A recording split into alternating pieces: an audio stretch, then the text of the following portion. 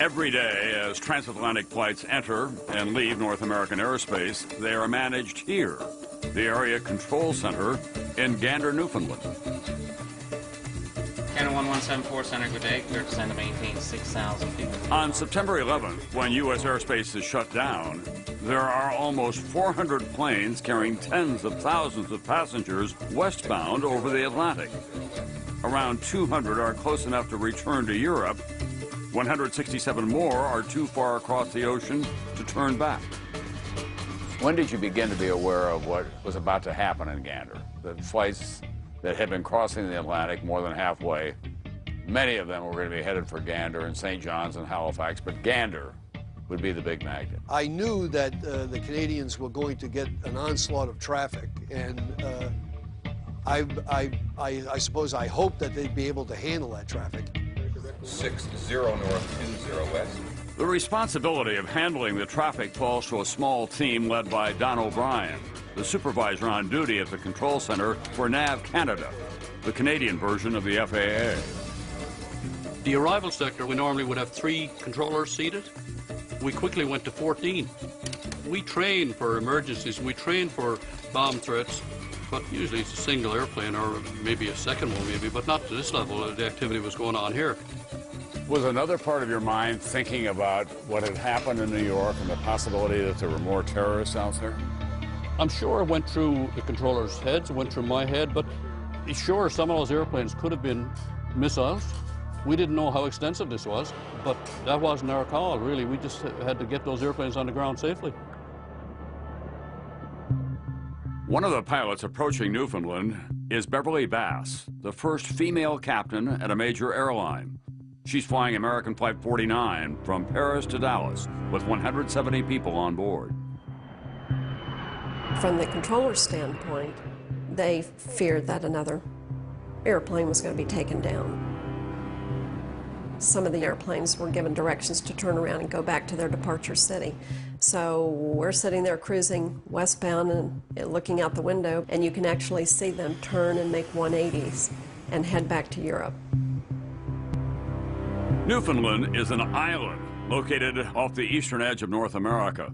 The 167 planes approaching Canada all must land immediately.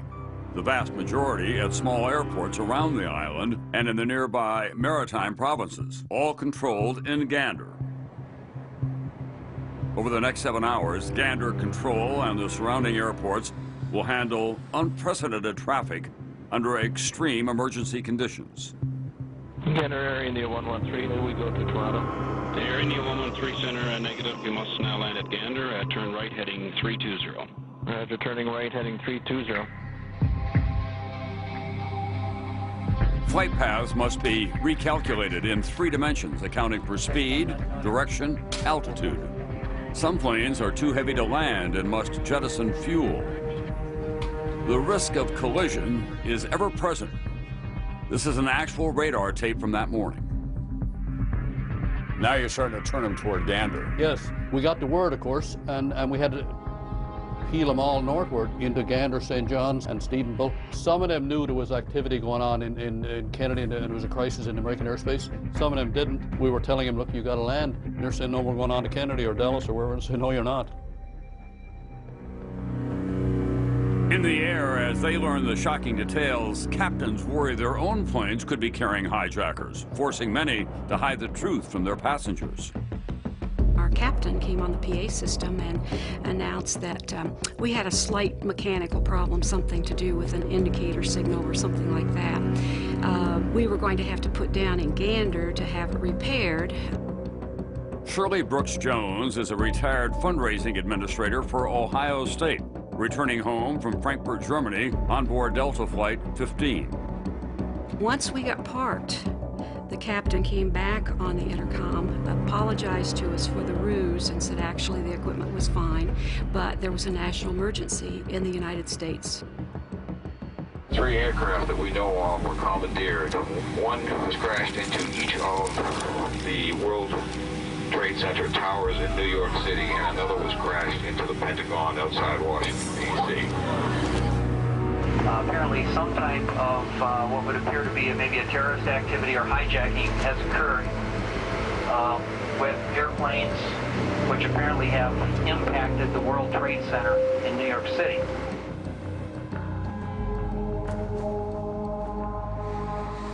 On September 11th, 8 domestic flights are scheduled to land in Gander. Instead, 38 planes carrying almost 7,000 people are beginning to fill the tarmac. The spectacle has drawn a crowd from among the town's 10,000 citizens. Oz Fudge is one of just 2 officers on the local police force. I watched the plane come in, then I seen a jumbo come in, and then I seen another one come in, and I'm looking at this and I'm saying, holy God, if there's 200 people on each one of these planes and we're going to get 40 or 50 planes, that's an awful lot of people. Less than 2 hours after American Flight 11 strikes the North Tower of the World Trade Center, the skies over the United States are empty. For the first time, American airspace is completely closed. In Canada, the Gander Area Control Center somehow lands all 167 planes without incident. It was a sigh of relief. You wipe your brow, you thank God they all got in safely, and it was unbelievable to go from this horrific activity and then the airspace is completely sterilized. Nobody there, no targets on the radar screen.